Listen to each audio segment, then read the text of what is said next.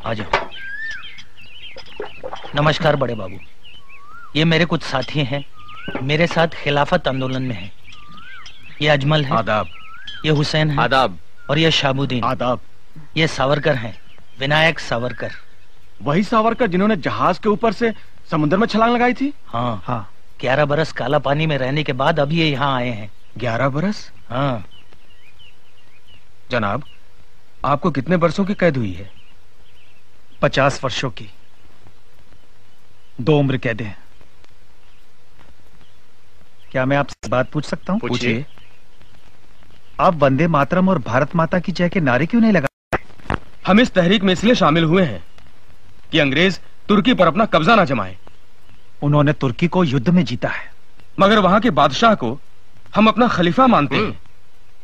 वो इस्लाम की नुमाइंदगी करता है और अंग्रेजों को क्या हक है कि वहां की हुकूमत को बर्खास्त कर दे। इसीलिए दुनिया भर के मुसलमान एहतजाज कर रहे हैं। गांधी जी तो मुसलमान नहीं, वो फिर भी तुम्हारी मदद कर रहे हैं। तभी तो हम उनके शुक्रगुजार हैं। मगर गांधी जी तो अहिंसावादी हैं, वो तो हथियार उठाने के विरोधी हैं। क्या तुम भी हो? नहीं, हम मुसलमान हैं। अगर वक्त आया तो हम हथियार भी उठाएंगे। अगर तुम गांधी जी की शिक्षा ही नहीं मानते तो उनके साथ क्यों हो? हम गांधी जी के साथ नहीं हैं, गांधी जी हमारे साथ हैं।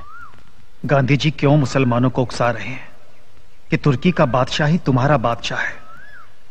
क्या वो समझते हैं कि मुसलमान पहले मुसलमान है और बाद में हिंदुस्तानी?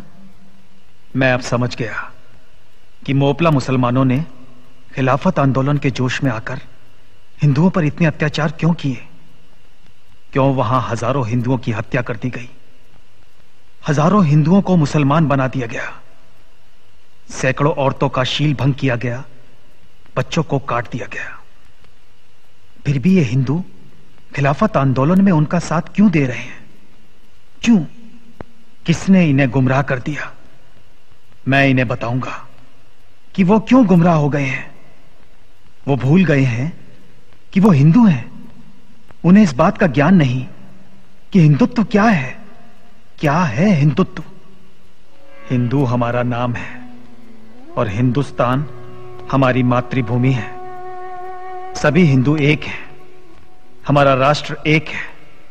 एक राष्ट्र, एक जाति और एक संस्कृति के आधार पर ही हम हिंदुओं की एकता आधारित है।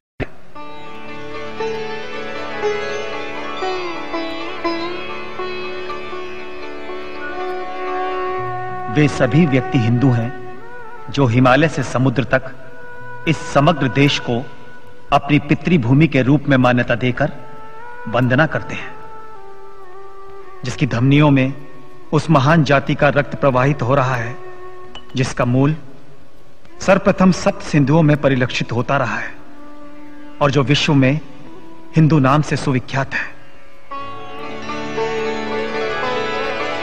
हमारा कर्तव्य है कि हम देश में रहने वाले हिंदुओं, मुसलमानों, ईसाइयों और यहूदियों में यह पवित्र भाव जागृत कर सके कि हम सबसे पहले हिंदुस्तानी हैं और उसके बाद कुछ और।